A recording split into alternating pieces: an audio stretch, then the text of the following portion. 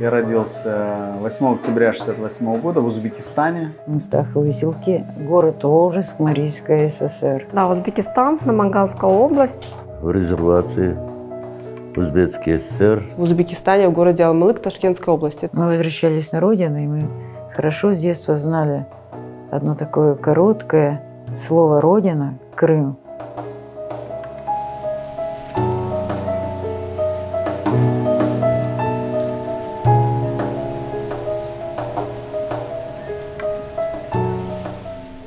Нами двигало вернуться на свою землю, пока наши родители живые. В 1956 году сняли ограничения с крымских татар о спецпереселении. Тогда мы свободно могли не ходить в комендатуру отмечаться. И мы тогда, дети, писали Хрущеву телеграммы. Верните на нас, на родину. Вот с этого и началось. Старшие братья у нас участвовали в национальном движении. Но мы, пацаны, тоже играючи, но участвовали. Подписи собирали, деньги собирали, отправлять в Москву делегату. Это 60-е годы. А в 1967 году, когда вышел закон о реабилитации нашей якобы, в тот момент все ринулись в Крым. Но здесь действовали запреты другие по линии МВД о прописке и так далее. И опять людей наших возвращали и выселяли из Крыма.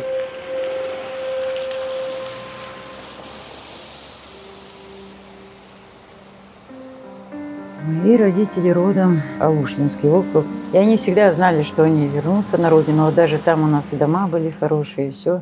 И все равно мы будем там жить.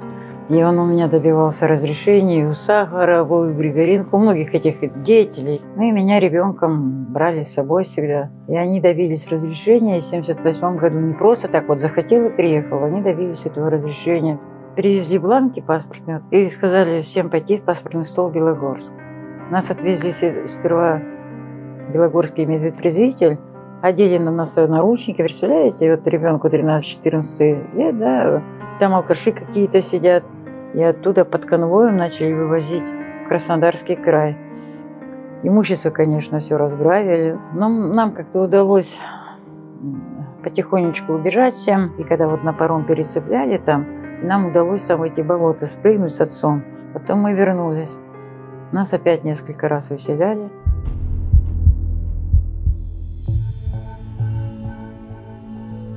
Перестройка, гласность. Наше национальное движение сразу подхватило свободное веяние и стали требовать возвращения в Крым. Основным толчком были наши выступления на Красной площади в Москве. Это 1987 год. В это время массово впервые в Советском Союзе на Красную площадь кто-то вышел протестовать. Это одеяло, это 1987 год, Красная площадь, 25.07 вот Москва. Мы же на камнях сидели, кто сидел, и все расписались. И когда на Пушкинской площади нас разрывали, в автобус кидали, милиция с меня и рубашку сняли, а наши держали штаны, сняли, я, короче, в красных плавках остался. Ну, я запрыгнул на пазик автобус на крышу, чтобы меня не смогли взять. И тогда мне говорит: что ты, говорит, Маяковский, что ли? Тот в трусах лазил, и ты, говорит, слазь. Я говорю: вы же порвали мне одежду. Дайте одежду, я слезу. Вылавливаю всех и отправляли потихоньку. Нас жестоко избили, я тогда даже вот вместо реанимации, тогда меня как-то они в морг кинули, так как у меня не прощупывался пульс. Вот после этого мы все массово стали возвращаться.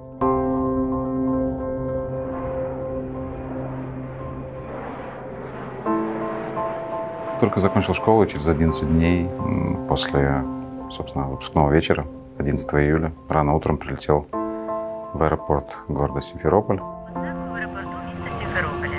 Температура повітря у місті плюс 22 градуси. Наш рейс завершений. Всього вам найкращого.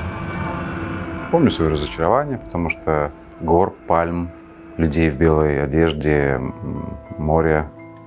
Ничего из того, что я слышал всю свою жизнь от родителей, я не увидел.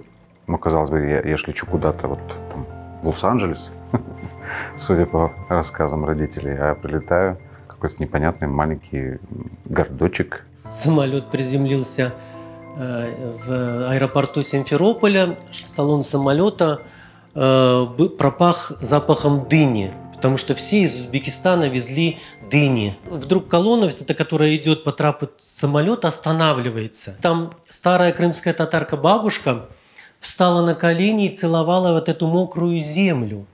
И все эти люди стояли вокруг и смотрели вот это действо. Счастливы, что вы вернулись на родину? Сейчас вот только первый раз за это года. Обидно.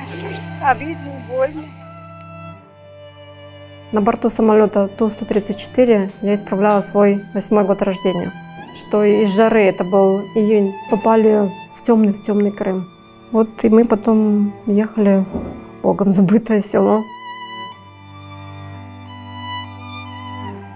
На подъезде к Бахчисараю. Это жара, это запах лаванды, потому что окна открыты в машине. Это совсем другой ландшафт, изменяющийся.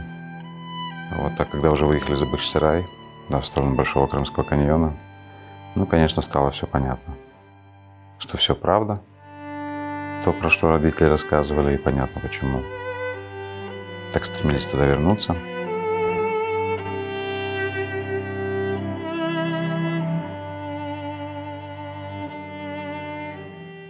Все приезжали, допустим, в какое-то село, где здесь живут татары. Ну, местные знали, где живут татары, если они там жили. В одной деревне бабушка спросила, а какие они бывают? Папа говорит, вот посмотри на меня, вот такие вот они и бывают. Ну, то есть многие даже не знали, что это.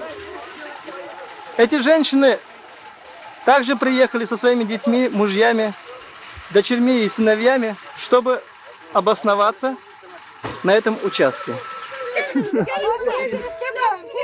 Я працював спочатку у Судаку в газеті. Дуже добре пам'ятаю, як серед сільчан посилювалися чутки про те, що ось тут повертаються кримські татари, через те, що вони, мов, дуже злі, що їх звідси виселили, і тепер вони повертаються, і вони будуть тут мститися всім, значить, іншим людям. І по селах, і навіть у Судаку, і по всіх селах було організовано чергування місцевих добровольців.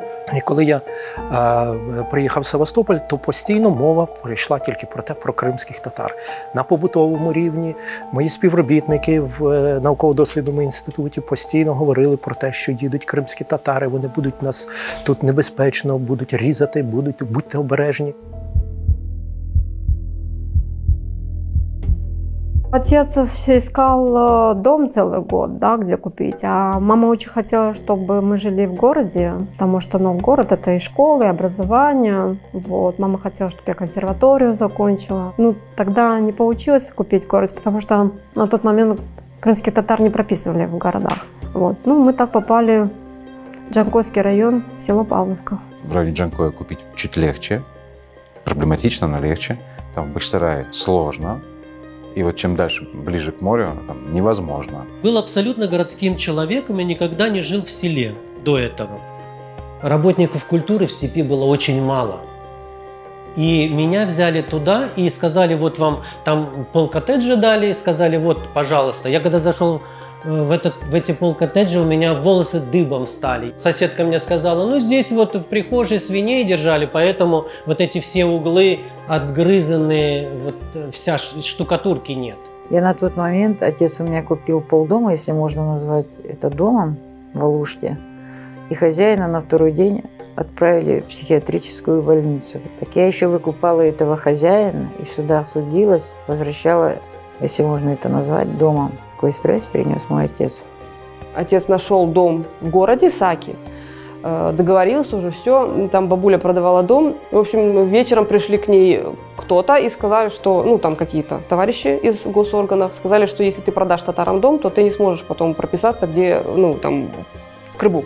И она не продала дом. А потом уже наши нашли дом в Сакском районе, до 15 километров от города. А мама медик, фельдшер-лаборант, отец энергетик. Папа пошел работать на ферму доером, потому что, ну, не было работы никакой. Мама целый год вот без работы была, а потом устроилась в районную больницу 30 километров от нашего села. Все люди, прибывшие сюда, которые не в состоянии приобрести дома, которые месяцами уже ходят по дорогам своей родной земли и не могут найти себе крова. И они вынуждены строить, брать, как говорится, делать самострой. Вот она наша крымская земля Бахчисарайского района. Первый фундамент. А для прописки были внутренние, вот степные, сельские вот такие вот районы, где можно было прописаться. А я, поскольку я нашел дом в Симферополе, мне нужно было прописаться в Симферополе. Была создана такая межведомственная комиссия. Это очень унизительное такое положение было. Привозили тебя, я уже работал в Доме культуры, и меня привозили в районный центр. 16 человек, членов райисполкома, садились и сажали тебя одного на стул и начинали спрашивать, зачем ты сюда приехал? Мы ходили туда, вот, то есть в месяц 2 раза. Это как обязательно ты идешь, пишешь за это, становишься в очередь, чтобы получить разрешение на прописку или хотя бы разрешение на работу. Хозяйка дома, у которого я покупал, она как-то зашла, наорала на них, что вы нас гоняете туда-сюда. Я захотела ему продать этот дом, я продала ему.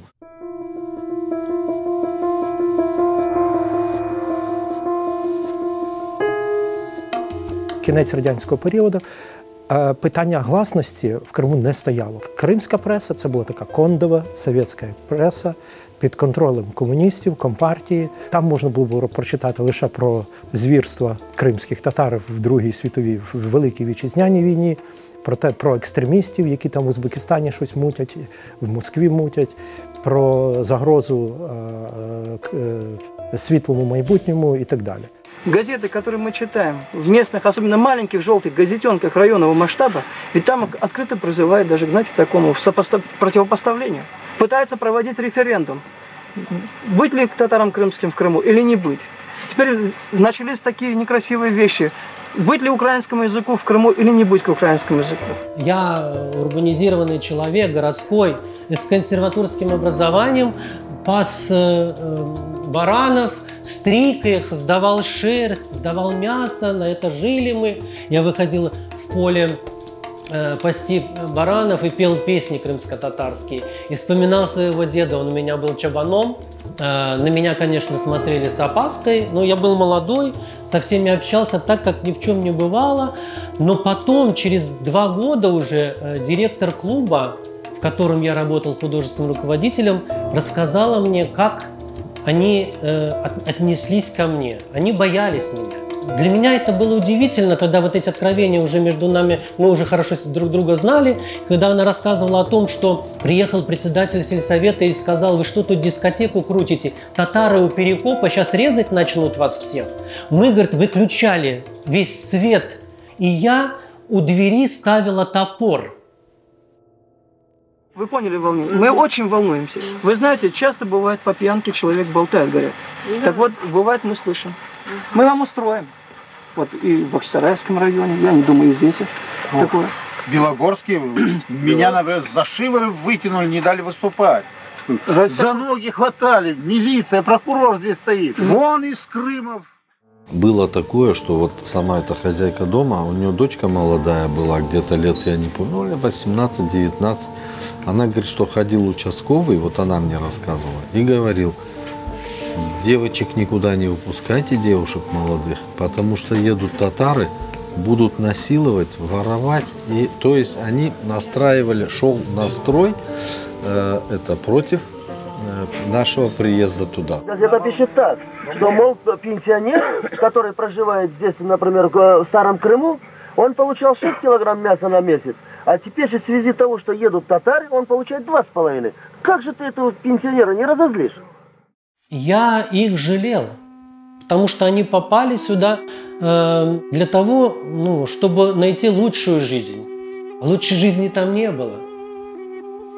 Они думали, что Крым – это рай, что там, может быть, работать не надо. А это не так. Ну, вот представьте себе, 89-й год, я еду на Южный берег с мамой, в ее родное село, где она родилась. Во дворе растет кипарис, который посадил ее отец в день ее рождения. Мы стучимся в эту дверь, и нам говорит, вы что, крымские татары? Я говорю, да, мама родилась, хотим зайти. Пошли нахуй отсюда. этот дед нам говорит. И мама встала возле Орешни за домом и плакала, стояла.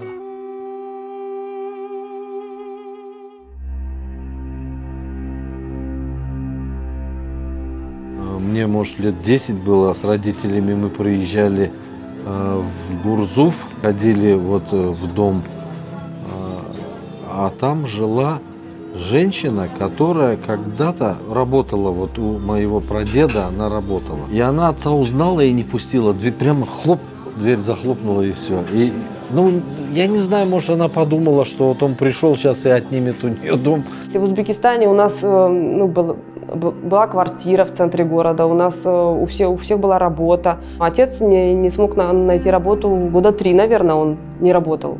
Потом в магазине грузчиком, потом, когда его уже узнали, он был фотограф, притом очень хороший фотограф. Так получилось, что родня из Узбекистана, у них была возможность переехать, и одна семья переехала, они жили в одной комнате у нас, 4 человека, папа, мама и 2 детей, чуть младше нас. Потом вторая семья приехала, ну там их 3 человека было, и потом еще 3-я семья приехала. В общем, у нас в доме 4 комнаты и жило 4 семьи. И так жило за 50% крымских татар на тот момент. За такой короткий период времени построили дома и переехали. Уже 4 семьи, да?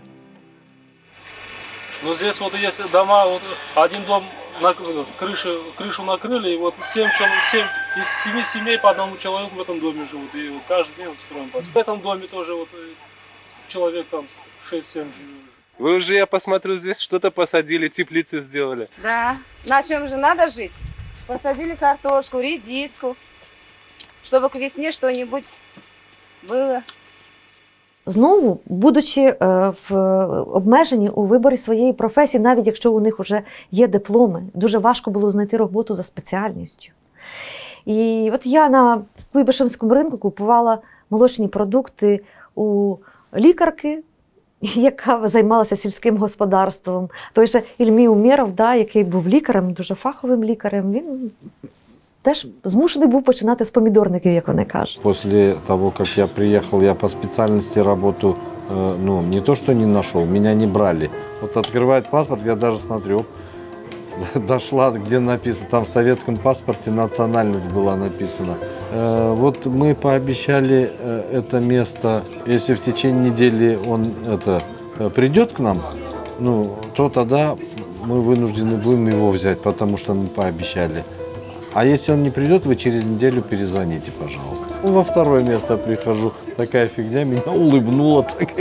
В третье место прихожу, через неделю перезвонить. Она на меня хлоп-хлоп. На работу не берут, потому что нет постановки на воинский учет. На воинский учет не ставят, потому что у тебя нет работы. На работу тебя не принимают, потому что ты должен стать на воинский учет. Этот специально созданный такой замкнутый круг.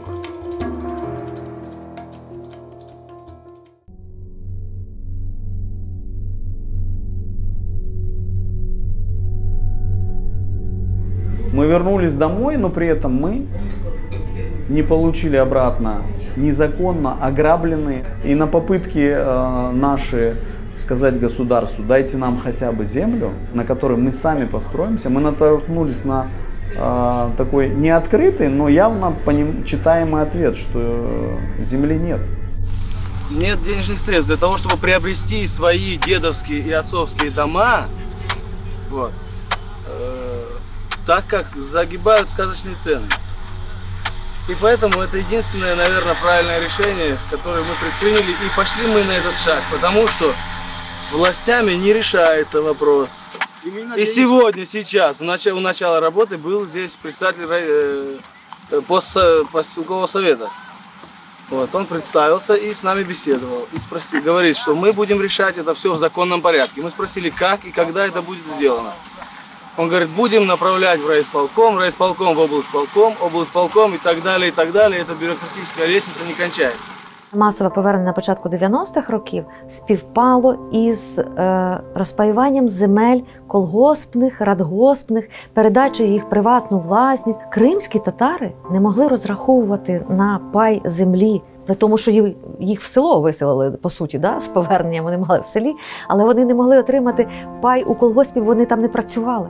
Бо вони працювали в Узбекистані, в Киргизстані в колгоспах. І це була страшенна несправедливість, яка так і не була виправлена. 95-97% поняли, что надо землю забирать каким-то таким методом. Начали люди, скажем так, собираться, искать земли, которые не обрабатываются, которые не имеют какого-то стратегического значения для государства, и просто распаевывали эти земли.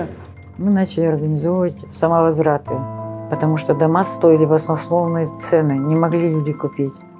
Мы во веки веков поклялись здесь остаться навечно. И об этом давайте не будем возвращаться. Это клятва наша, и мы ее сдержим сполна. Ясно. А уже возвраты мы начали с Севастьяновка, Зуя, Белогорск. Потом есть Крым, Старый Крым, Судак. Во всех участвовал везде. Первый мы пикет организовали. Это 88 год. 3 июня, по-моему, Регин приехал. 4 он улетел. И нас 72 человека избили, покидали его в автобус.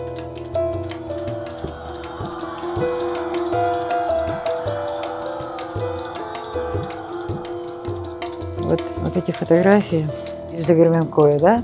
Это уже съемки с той стороны власти, которых мне удостоилось им вручить, ихний архив. Я людям вот так сказала. Кто желал? Смотрите, говорю, есть желание? Пожалуйста. Вот эта молодая девчонка была. Но я говорю не профсоюз. Большинство это были уроженцы из Дагерменкоя, да? Наверное, месяц ездили по всем инстанциям, оставляли заявления, что мы такие-то потомки уроженцев и уроженцы.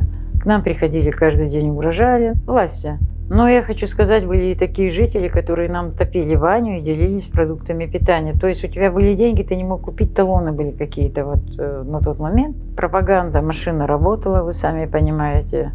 На южном берегу какие-то татары и до какой-то палаточный городок, понимаете? И на нас около 600 человек, представь, кинули. И Светомир Балжи, не выдержав этого всего, облил себя бензином и пошел на них горящим факелом. Но его успели потушить. Но он жив остался, слава Аллаху. Здесь Бекер Умеров, я смотрю, Ульвия Аблаева. Там это было месиво, бойня, страшно вспомнить. Вооруженные единого образца дубинками, когда они увидели, что в гражданском нас прорвать не могут, пустили на нас спецназ. В ранцбой пустили эти пожарные машины, бульдозера, технику, это все. Когда мы увидели солдат, мы сразу сказали, если это будут солдаты, мы ничего делать не будем. Если это будет, значит мы будем обороняться. Но каждого солдата ждет мать дома, понимаете? Он же не виноват, что его послали туда. Я тогда долго лечилась в клиниках. И тогда 6 арестовали. Люди, конечно, молодцы. Они боролись за это, этих людей выпустили. Но меня не объявили в розыск, хотя я не скрывалась. А это уже бегут люди с зарядкой. Эльвер Аметов, руководитель данного участка, да, лагеря. 9 сентября мы уже были здесь. 89 года. До этого я приехал в исполком, написал заявление. Верните нам эту деревню Аджибей, которую во время войны немцы сожгли ее, что помогали партизанам. Мы, говорю, восстановим эту деревню. Они пообещали, а сами выдали дачу своим. После этого я вообще разочаровался. Общий вид лагеря. Приехал с людьми сюда, нашел это место. Смотрю, здесь поле чистое.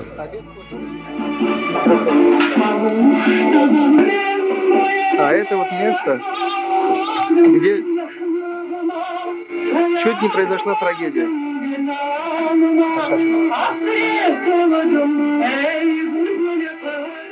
К нам приходили, угрожали нам. Каждый день милиция, прокуратура, паспорта позабирали. И ночью, 14 сентября, в 4:20 утра, целая колонна, вереница. Нас окружили здесь. Командовал тогда ими полковник Акуленко такой был. А мы уже с ним знакомы были по тем захватам, которые в Бахчисарае, в Зуе. Их облил бензином, себя облил. И так мы простояли против друг друга, они не рискнули нас взять. потому что все ребята были облиты бензином. И 7:20 войска ушли, этот полковник остался. Мы с ним побеседовали, потом он тоже уехал. Вот так мы и остались здесь, в Осрете. Мы поклялись на Коране, никуда отсюда не уйдем.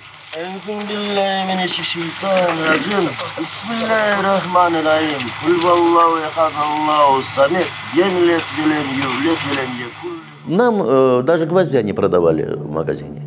Не то что стройматериал, мы пойдем ножовку или что-то купить не давали. Здесь, в Судаке. Вот 89-й год, 90-й год. Мы весь стройматериал возили с Кубани. Но Осрет начался, как говорится, с этого колодца. Мы когда пришли сюда, ничего не было. Чтобы водой пользоваться, мы вырыли в лесу этот колодец. Когда у меня интересовались, почему в лесу, я сказал, что все должны пить воду, проходящие, не только для нужд Осрета. Да. Bugüne geleninde 11 metre kazdık. Su çıkmaya başladı. Kuyunun derinliği ne kadar? 11 metre. 11 метров, да? Ну, как видите, вот уже 25 с лишним лет эта вода течет здесь. Это навес, под которым находятся продукты, кухня. Столовая заодно. У меня вот землянка была, которую весь Осрет жил у меня в этой землянке. Вот. Потом они по своим участкам разошлись, и мы с женой 5 лет жили в землянке и строили дом. Идет полностью подготовка к зиме. А почему Осрет назвали? Осрет — это переводится ностальгия, тоска по родине.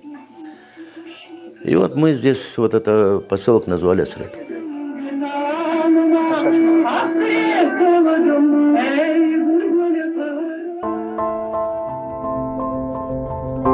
– 91-й рік – це був рік, коли вже зрозуміло, що Радянський Союз розпадеться. І в зв'язку з цим у Криму почався процес створення автономної республіки, про підвищення статусу Криму і саме до рівня Союзної республіки. І кримські татари знали і бачили ці процеси, тому вони не могли не визначитися із своїм статусом.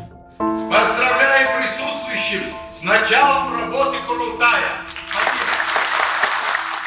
Курултай кримських татар, який відбувся тоді літом 91-го року, вони мали надзвичайно велике значення. Курултай прийняв декларацію про національний суверенітет кримських татар, де було заявлено, що земля Криму – це земля кримськотатарського народу. Кримськотатарському народу на рівні з населенням Криму належать всі надра. Боже, а це перший Курултай наш. Все делегаты Курултая, Мустафы Джемилева даже есть тут. Наскільки я міг спостерігати, значить, і Рефата Чубарова, і Мустафу Джемільова, і ще багатьох членів Меджлісу у їх спілкуванні з народом, вони були такі самі. Курултай і Меджліс – це і був той же самий народ, який страждав стільки років там на вигнанні. Если бы мы дожидались, пока правительство решит, здесь, я уверен, ни одной семьи, крымско-татарской семьи не проживает. И если они здесь живут, только потому, что они приехали, добивались с помощью демонстраций, голодовок, разных актов самосожжения или там что-то, добивались того, что вот сейчас где-то около 50 тысяч человек здесь.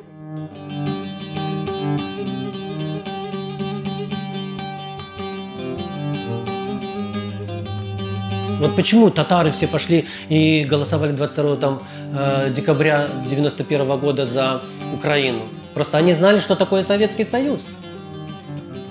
Поэтому у них были надежды на Україну. Розвалилася економіка, проблеми з водою, проблеми з електрикою, проблеми з цінами на продукцію, з грошима проблема, бо немає грошей взагалі ніяких. Случилась же девальвация карбованцев, то рубли советские были, и по ним цены выросли. Не успевали люди зарабатывать, как деньги обесценивались. А політичні проблеми – це влада не хотіла вирішувати проблем кримських татар, населення було налаштовано вороже, нічого нового не будувалося, шкіл нових не було, садочків нових не було. Нам ни один участок добровольно не дали при Украине. Мы все старались самовольно брать и строиться. Мать моя! Что там? Заставляли нас захватывать землю, на ней строить, а потом сами же ее узаканивали через некоторое время. Самозахват правильный, организованный, он требовал каких-то ресурсов. Люди скидывались. Бралось поле какое-то, которое было не засеяно. И на этом поле разбивались улицы и участки. Вся инфраструктура, значит, здесь мечеть, здесь магазины, здесь там для детского сада кусок, здесь детские площадки, все.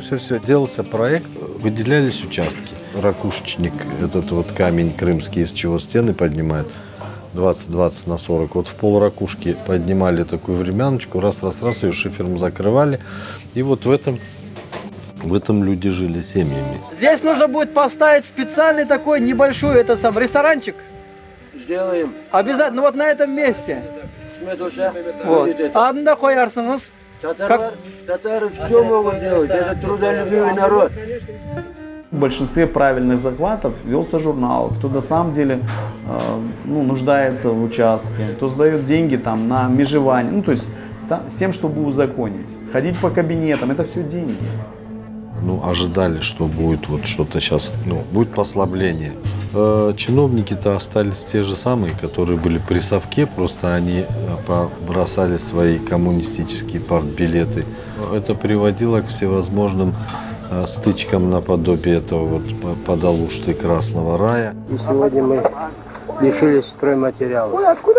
Это не только блокировка стройматериалов, но и даже хлеб не можем завезти вовремя, чтобы покушать. Вот полуголодные, приходится искать подручные материалы, траву. Но мы ничего здесь не нарушаем, работаем в процессе. Все воодушевлены, радостны, что приехали на родину строить. А в прекрасном рае, значит, люди стояли на очередность на квартиры и на земельные участки. Очередь не продвигалась никак не продвигалась. И люди собрались и пошли в Красный рай. Село, де раніше значна частина кримських татар жила, воно не прибережне. І кримські татари зайняли ділянку, де було колись старе тютюнове поле, де вирощували тютюн. Але воно було закинуте. І тут ухвалила місцева влада про заборону і знесення цього містечка. Нагнали багато міліції, приїхали бульдозери, спочатку пустили місцевих якихось, щоб вони, працівників місцевого радгоспу.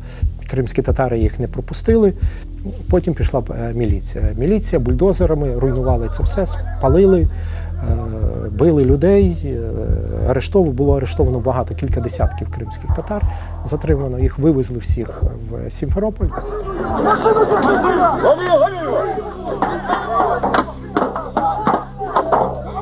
Значить, коли вже фактично все відбулося, але ми бачили цих побитих людей, і хоч воно все було, значить, обгороджене, і туди не можна було дійти, але ми чули ці крики, ми чули цей плач.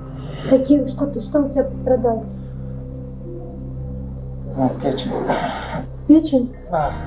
Я пам'ятаю, як після цього, як цих людей вивозили автозаками, вивозили десь в Сімферополі і в якісь в СІЗО, десь їх там утримували.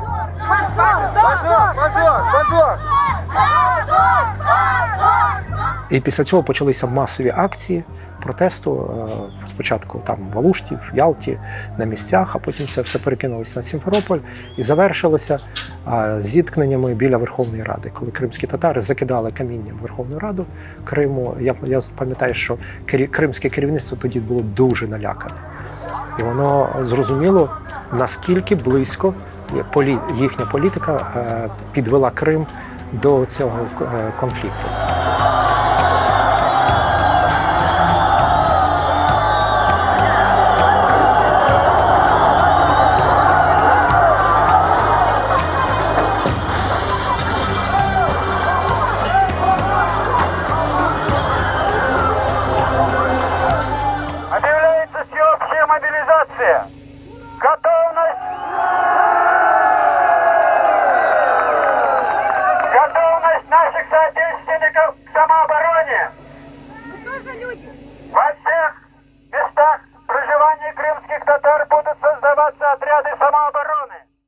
Проходили переговори між очільниками міліції, очільниками влади і представниками меджлісу. Значить, і влада при цьому погодилася відпустити всіх затриманих у Красному Раю. Це була перемога, власне, кримськотатарського народу над владою, яка ставила перед ними всякі рогатки і суперечила тому, щоб вони облаштовувалися. Это напряжение. Ты прям чувствовал, когда ты заходишь, если тебя идентифицируют как крымского татарина, то сразу как-то так воздух подсобирается, ну, как будто бы ждут, что сейчас он обязательно что-то должен сделать ужасное. Еще и разговаривает на своем языке. Вы можете говорить человеческим языком? Говорить по-человечески. Почему татар столько предпринимателей мелких? Это не потому, что мы такие прям бешеные предприниматели, да? А потому что выхода не было, только самозанятость. Это не от того, что мы вот прямо такие прям супер бизнесмены. Что мы там продавали лепешки, там чебуреки, пахлаву на пляже.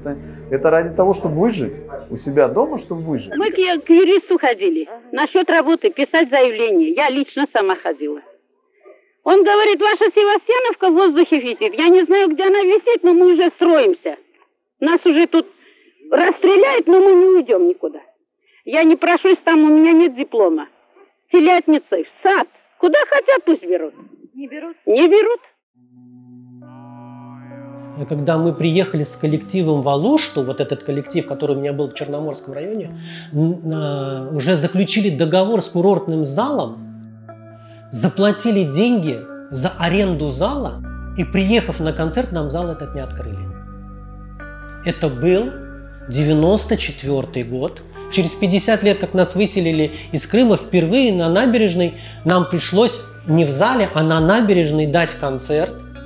Это увидели руководители города и пригласили меня на работу в Алушту уже. Но, опять-таки, в Алуште никого не берут на работу. Что делать? Это 94-й год. Меня берут по контракту на 6 месяцев, по-моему. Они говорят, у вас нет здесь прописки. Я говорю, у меня крымская прописка уже к тому времени. Во всех здравницах Алушты, а их около 70, ни одного крымского татарина.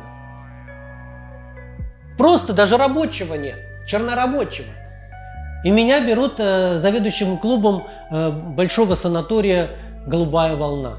Меня привела знакомая, и директор говорит, вот хороший специалист 105-10, вот только есть одно «но». А директор поворачивается и говорит, какое «но»? Она говорит, он крымский татарин. Вот это было наше «но». Четко была антикрымско-татарская настроенность и направленность во всей государственной системе, и в судебной, и в правоохранительной. После того, как Украина стала независимой, я, это как уже говорил, особого послабления не было.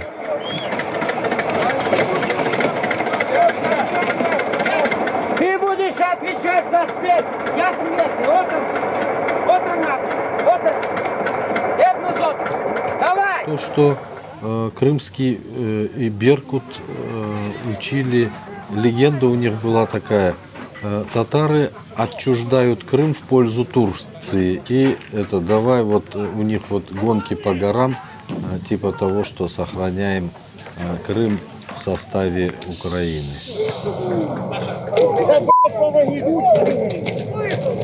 Такая легенда была, и их учили вот на это. Я хотела стать судьей в Крыму. Я 10 лет проработала юристом. Сакский район самый большой, один из самых больших в Крыму. И когда я пришла, я была единственной крымской татаркой.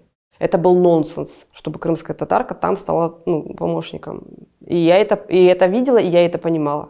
Довольно часто приходилось оперировать историческими фактами, чтобы элементарно просто доказать, что ты имеешь право здесь находиться. Вот. Потом все меньше и меньше становилось уже этих споров. После 93-го точно оно уже как-то улеглось на уровне, было такое ощущение, по крайней мере, на уровне вот человеческого общения. Домики у вас тут новые, целая улица растет. Как вы новоселов принимаете? Хорошо принимаем.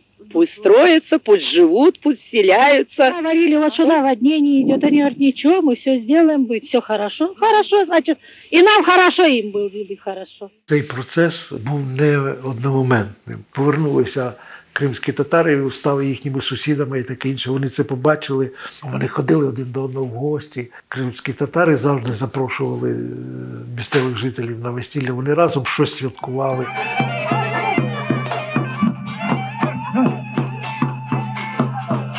І навпаки, ті пригощали їх там пасками. Відносини між місцевим населенням і кримськими татарами стало нормалізуватися до того рівня, до якого воно було і до. Кримські татари називали це самоповернення, але це вже відбулося. І почали жити, просто жити, торгувати, працювати, виробляти щось. І тут вияснилося, що кримські татари – це такі самі люди. І оці 10 років, з 90 по 2000 це було як притирання, як оце через конфлікти, через бійки, через протистояння. А потім вияснилося, що начебто вони ж ті ж самі, всі в тих самих умовах, всі погано живуть. Просто от имени всех жителей здесь же не только живут, не будем говорить, различий у нас нету. Спросите у них, если не верите. У меня вот дядя Женя, самый мой лучший товарищ. Юрий Дмитриевич здесь бригадир. Сколько он бегает за этим вопросом тоже. Мы все общий язык нашли и живем, и сказали, как первый дом вот закончим, свадьбу будем играть, и все вместе миром будем гулять. Детский коллектив я организовал. Мы стали петь. Все село меня узнало. Стали приглашать на свадьбы. Я играл на аккордеоне на свадьбы. Ой, пели все. И украинский репертуар, и русский. Уже где-то через месяцев 6, наверное, наши женщины запели на крымско-татарском языке.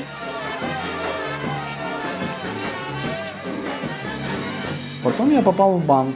Меня пригласили, в банках тогда не хватало юристов, но я зарабатывать в банке начал хорошие деньги. Фактически я как юрист, да, я все придумывал. То есть у меня было неплохое образование, и я придумывал инструкции, я придумывал новые какие-то методы работы, договора, то есть все приходилось с нуля отрабатывать.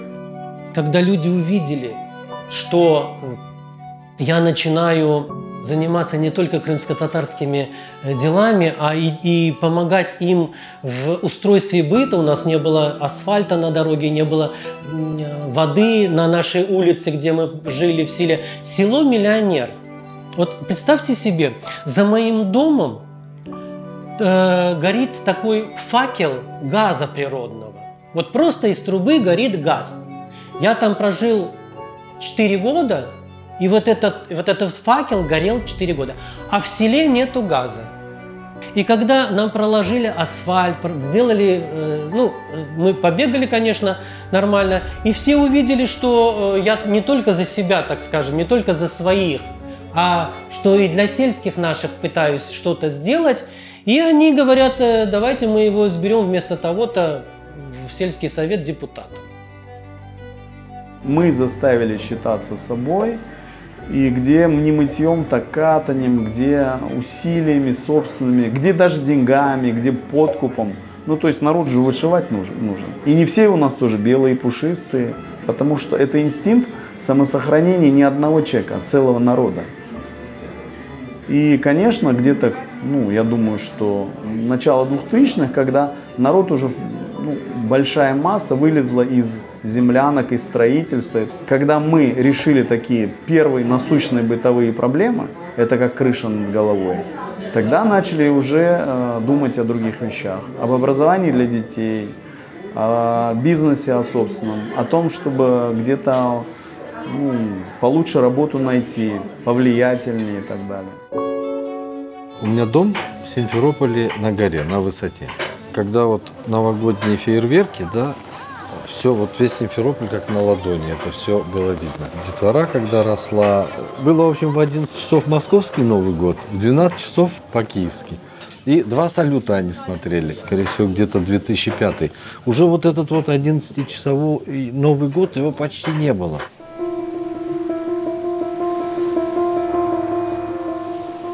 На берегу у меня при Украине и рыночек был, все такое, я зарабатывал деньги. А Россия пришла, у меня все отобрали. Пляж был арендован на 5 лет, тоже отобрали. Вот остался сейчас одно кафе, которое мучается, не знаю, что они хотят. Ну и хрен себе, пускай забирают. Они что, хотят нас запугать? Это вряд ли не получится, мой народ уже не боится ничего. Мой отец был депортирован, ему было 2 года. Представить своих детей я не могу. И после этого каким-то образом мириться с присутствием России в Крыму и жить в этом, для меня это невозможно. Вот все эти полгода, пока я там жила, это был страшный сон для меня. Я не могла очнуться. Дочка сидела на диване после учебы, она училась в университете, и плакала. И я у нее спросил, почему ты плачешь? Она сказала, я потеряла всех друзей. Случилось так, что в группе большинство поддержало приход России, захват Крыма и так далее. Но в этот же день пришла жена из школы и рассказала ужасную историю, по которой я понял, что мы жить там не можем. А история это такая. Учительница украинского языка на уроке в 9 классе в Алуште, первой школе, пришла на урок, а девятиклассники, один из них встал, порвал учебник украинского языка и сказал, что ваше время закончено. А ей было 72 года, учительница. Ей стало плохо. Они встали и ушли из класса. Вот можете себе представить. Спокойно. Тихо,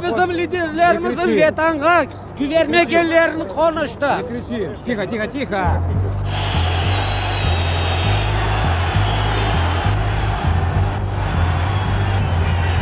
Утром узнал о том, что захвачены диверсионными группами Российской Федерации Совмин, там, Верховный Совет. Там. А 26-го я до этого был на митинге под Верховным Советом. Я когда узнал, я понял, что я там как бы с русскими не уживусь. Отдал ключи близкому другу и сказал, что, наверное, я через пару лет приеду. Он говорит, да нет, сейчас Украина разберется с русскими, неделя, 2, там, 3, может, месяц. Я говорю, нет, это надолго. Я думал, что 2 года, там, может, 1,5, 7 лет. Все, я больше там не был в доме. Моего отца высылали, ему 2 года было. И у меня младшим детям 2 года было. И они знают, что они вернутся, они все время меня спрашивают, когда мы вернемся. Ответа у меня нет, я уверен, что вернемся, я или они, или мы вместе. Вопрос только когда. 4 марта 2014 года.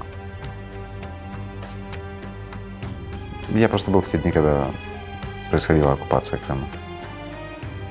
И помню это ощущение и застывшего воздуха, и, собственно, какого-то бессилия. Непонимание вообще, что делать. Куда бежать, за что хвататься, кого спасать первым. Не хочу больше испытывать такое. И многие надеялись, что в течение 2 лет, не может такое безобразие длиться долго. Мы же в 21 веке живем. Руслан покойный, он участник был Харьковского Евромайдана, а я, получается, сама того не ожидая, тоже стала активисткой в Крыму. Мы приняли решение, что будем уезжать. И вот это случилось в 2016 году. Мой муж сразу. Все, мы уезжаем. Для меня это было очень болезненно, потому что видела, что мой отец делал все, чтобы вернуться в Крым на родину, жить на родине. Все мои предки до того, вот с Екатерины, они все жили здесь, в Крыму. И я вот сейчас возьму и брошу. Вот все они старались, все они терпели, все они преодолели все возможные трудности, а я уеду. Я не смогла, правда. А я считаю, что нужно было бы, те, кто там остался, у них больше силы духа, чем у меня.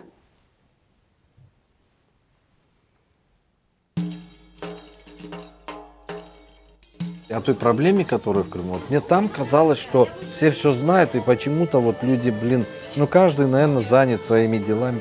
А здесь я узнал, что, оказывается, вообще крымских татар не знают. Вот у людей какой-то был стереотип на конях с луками. Это раз там женщин понадергали, и все, и повезли их в рабство, и все. Вот мы, говорит, вот так вот вас это.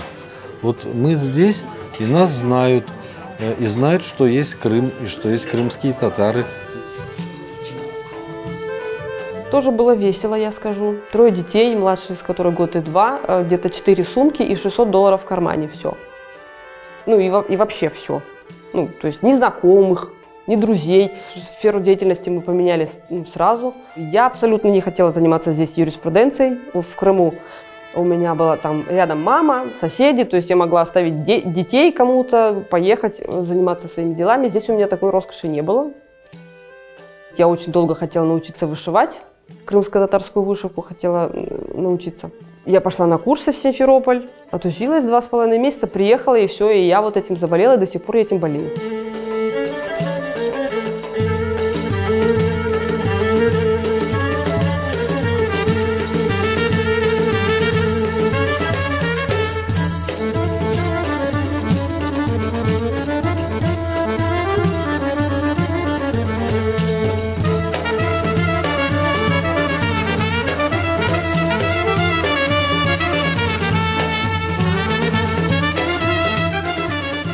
Киев – это прекрасный город. Я очень люблю посещать театры, очень люблю историю и посетил все исторические места. Мне в Киеве интересно все. Я приехала в Киев. Вот, мы тогда поговорили с Русланом. Он руководил супермаркетом, а он брал всех проукраинских просто.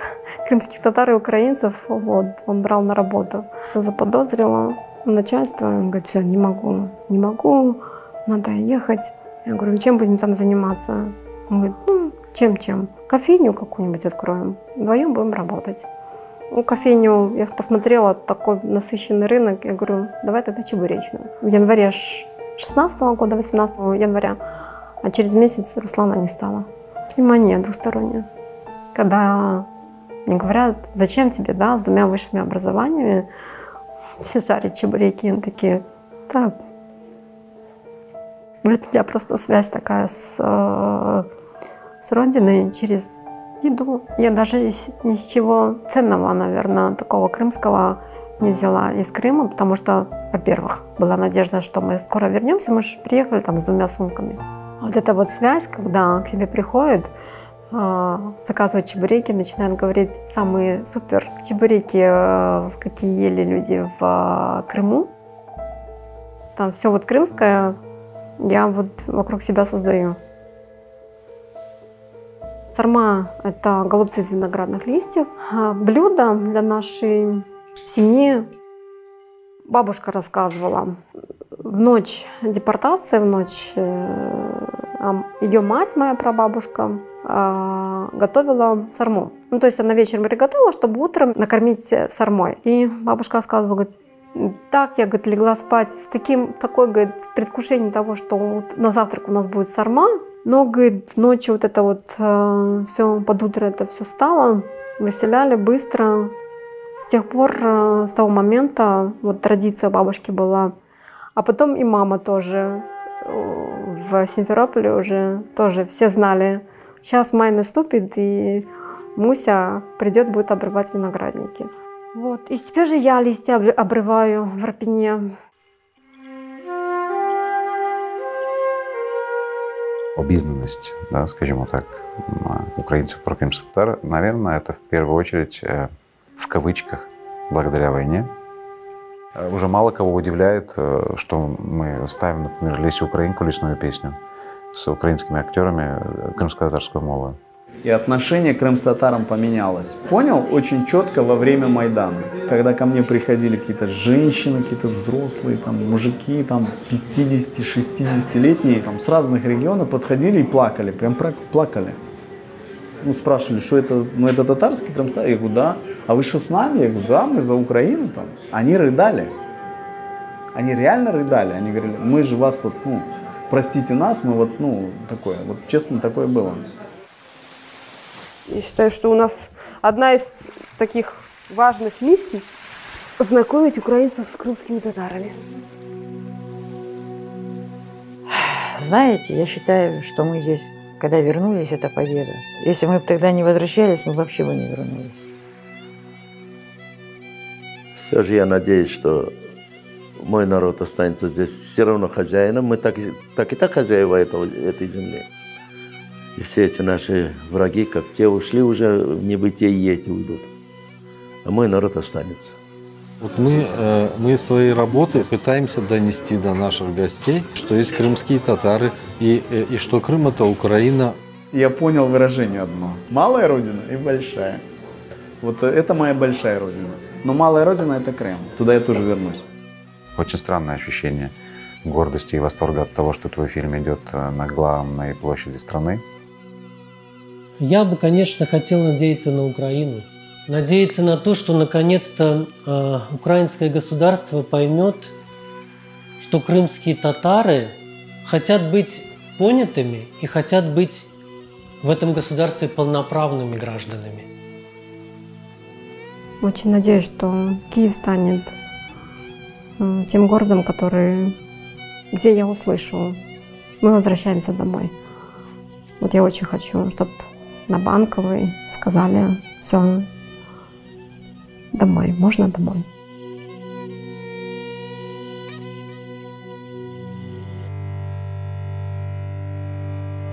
Підмалечку полюблене, втонуло в дикий мак, село давно погублене, розвалений чокрак. Шляхи давно не торяні, дідівські возові, прапрадідівські корені глибокі в мураві. Шляхи давно не ходжені, густому полоні, ідуть не тут народжені, Гафур Гасан Гані.